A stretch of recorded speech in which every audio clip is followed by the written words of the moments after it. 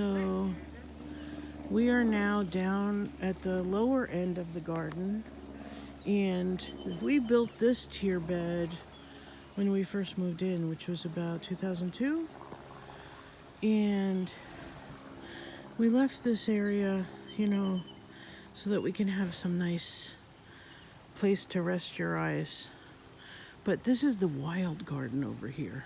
Basically, I like to have wild areas in the garden, and we haven't really touched this area at all except to put her who watches over the garden for us.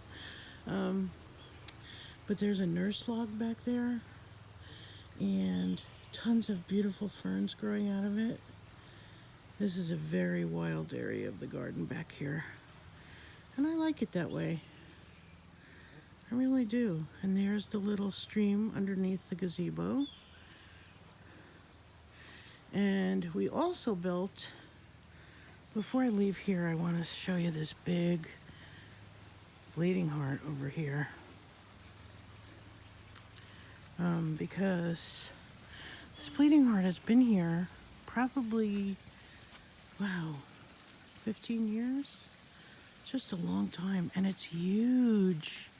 And it actually is just starting to open up. It's right below the camellia. So it's really, really big.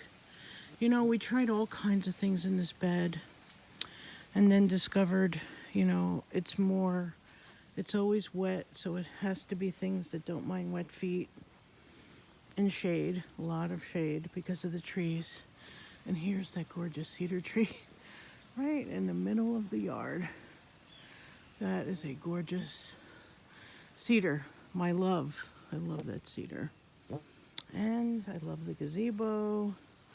It's so pretty to look at, and we sit out here. Actually, we sit out here all months of the year. In the winter, we watch the stellars come to that bird feeder right there. And we're gonna start feeding them again, so I know they'll be back. We built this bed here probably 10 years ago or more.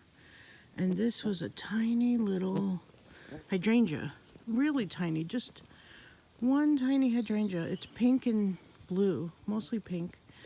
And it really rooted itself 4 different times in that bed. There used to be waterfall campanula there, but they didn't get any sun after it grew. This hydrangea grew to 4 times the size. So what'll be fun is to come down in another month or so and see it blooming. It's going to bloom all summer, and it makes several bloom. And here's another hydrangea. We had all kinds of things in this bed, and the truth is it does need to be weeded. It's really hasn't been tended in a while, probably since last summer. And the hydrangeas are very easy care plants, so they pretty much take care of themselves.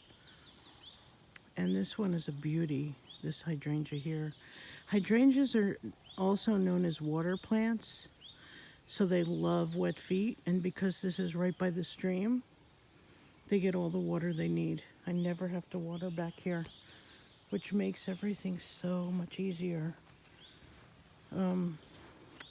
There was a fern forest here when we moved in 20 years ago, and it doesn't look like anything much, but the deer fern are lovely. They take a long, long time to grow, and we have some big ones. And we have tons of sword fern here. And a volunteer for bascom tree, I'm pretty sure that's what it is. And a little hill, and there's our fence line.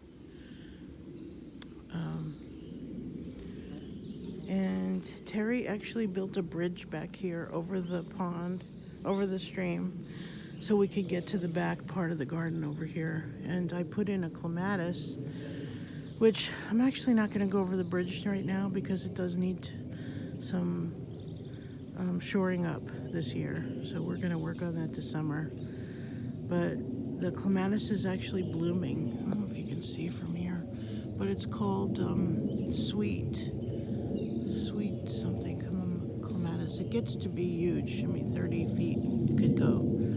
And that's a tree I planted. I'm trying to remember the name of it, but hopefully it'll get some leaves on it at some point and I'll be able to, it's supposed to bloom. It's supposed to bloom and it's supposed to be fragrant. So I guess we'll see. These roses here on this arbor are back here, but they do really well. They're gonna have flowers all over them because this area actually gets quite a bit of sun. You can't tell right now, but, and the campanulas at their feet are so happy. See that big campanula there? That blooms blue flowers all summer. So it's, you know, impossible to tell now, but it's nice to see it before. This rose, Lavender Lassie, I think it's called, and it blooms its head off all summer. And this one does too. This one will bloom as well. And that's pretty much what the back 40 looked like.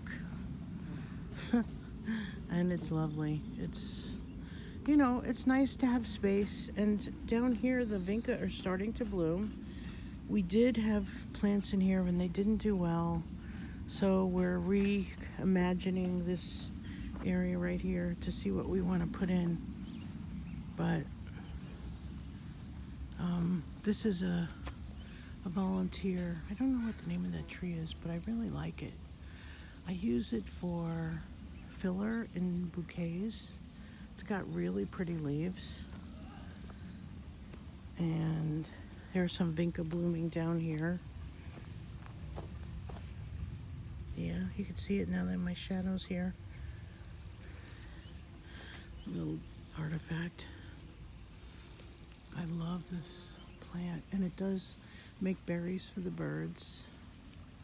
All right, I'll see you later. I'm gonna video a little bit later when I can show you the backyard from the upper deck so you can get the scope of this tree, which used to be half the size when we moved in 20 years ago. So it must be happy.